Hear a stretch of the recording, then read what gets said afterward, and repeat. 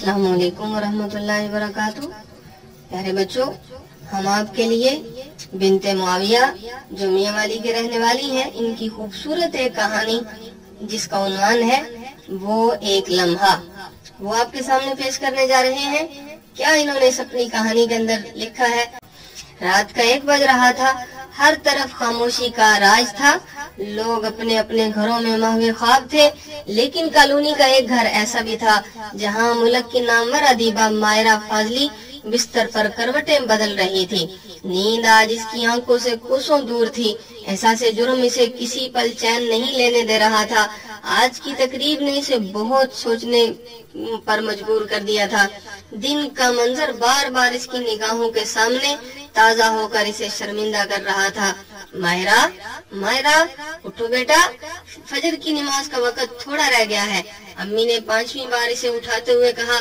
मायरा ने कसम साकर करवट बदली। अम्मी सोने देना, रात को देर तक जागती रही हूँ, बाद में पढ़ लूंगी नमाज। उठो बेटा, नमाज वक्त पर पढ़ते हैं, नमाज पढ़कर दोबारा सो जाना। अम्मी शफीक लहजे में बोली। उफ अम्मी, आप भी ना, पता नहीं क्या मुसीबत है, सुबह सुबह उठकर नमाज पढ़ो। मायरा ढटाई से कहती हुई बिस्तर से उठ खड़ी हुई, क्योंकि इसे मालूम था जब तक वो बिस्तर से नहीं उठ जाती, अम्मी इसके जरहाने वक्फे वक्फे से इसकी नींद में खलल डालती रहेंगी। नमाज पढ़कर मायरा दोबारा बिस्तर पर दुबक गई। अम्मी की तबीयत कुछ नासाज थी। वो मायरा को नाश्ता बनाने का कहने के लिए कमरे में आई, लेकिन इसे बिस्तर में लेटे देकर खामोशी से पलट गई। फारिया, मेरे कपड़े इस्त्री कर दो जल्दी। मायरा ने बिस्तर में लेटे लेटे छोटी बहन को हुक्म दिया। आज एक रिसाले की सालाना तकरीब में इसे बतौर मेहमान खुसूसी मदऊ किया गया था। आप खुद कर ले, मेरी स्कूल बस आने वाली है, मैंने अभी नाश्ता भी करना है। फारिया ने माजरत कर ली। कोई काम कर भी दिया करो, आगे से बातें बनानी आती हैं सिर्फ, एक दिन फख्र करती है मायरा फाजली का काम करने में और तुम होके। मायरा की जुबान चल पड़ी थी और अब इतनी जल्दी बंद होने वाली नहीं थी। सो फारिया कानों में उंगलियां ठोंसते हुए किचन की तरफ बढ़ गई, जहां अम्मी नाश्ता बना रही थी। मायरा इसके अंदाज पर जल कर रह गई। किचन से आती फारिया की आवाजें इसके कानों में पड़ने लगी।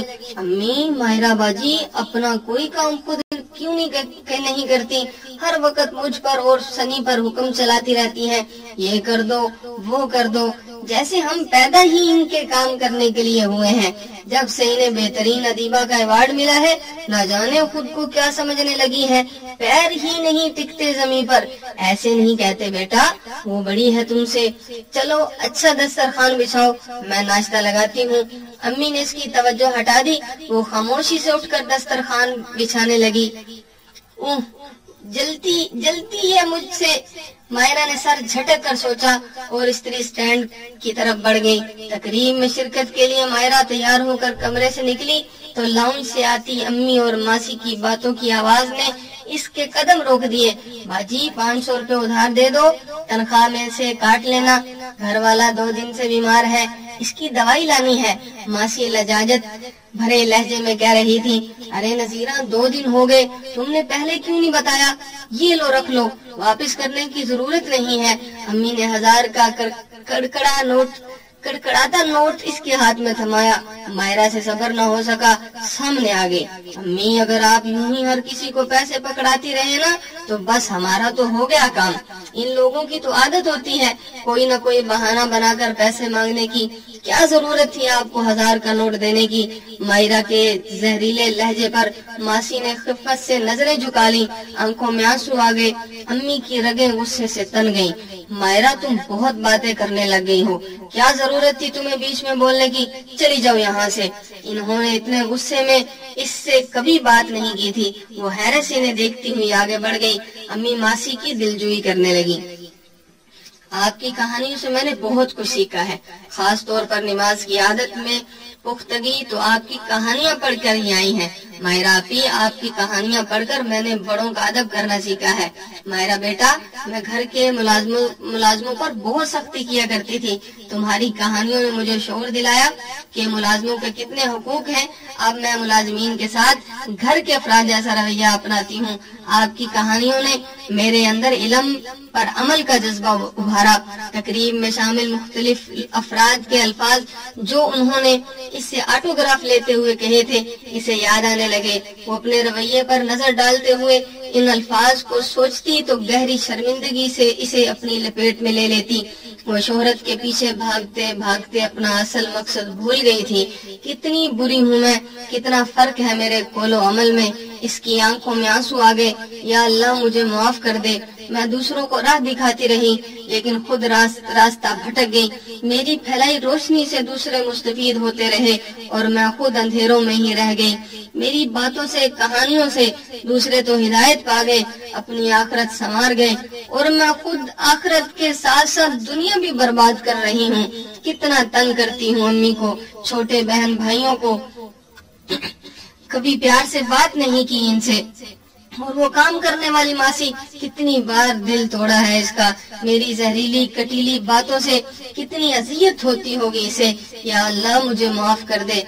मैं बाकी सब बातों से भी माफी मांग लूंगी। अब मैं अपना कोलो अमल एक जैसा बनाऊंगी।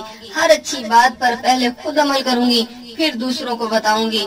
वो रो रो कर अल्लाह से माफी मांगती रही। आगही का एक लम्हा होता है और मायरा फाजली पर यह लम्हा बीत चुका था और इस लम्हे ने इसे एहसास दिला दिया था कि जो कुछ भी लिखना है शोहरत पाने या नाम कमाने की गरज से नहीं लिखना बल्कि सिर्फ और सिर्फ हुसूल रजाए रब की खातिर लिखना है।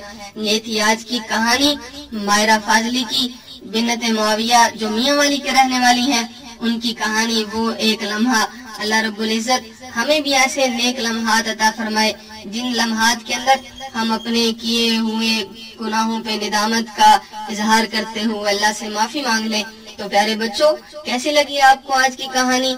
हमारे इस कहानी अगर आपको अच्छी लगी तो कमेंट्स के अंदर इसका इजहार कीजिए, हमारी इस कहानी को लाइक कीजिए और हमारे पेज, हमारे यूट्यूब चैनल बच्चों का इस्लाम को सब्सक्राइब कीजिए। पाकिस्तान जिंदाबाद।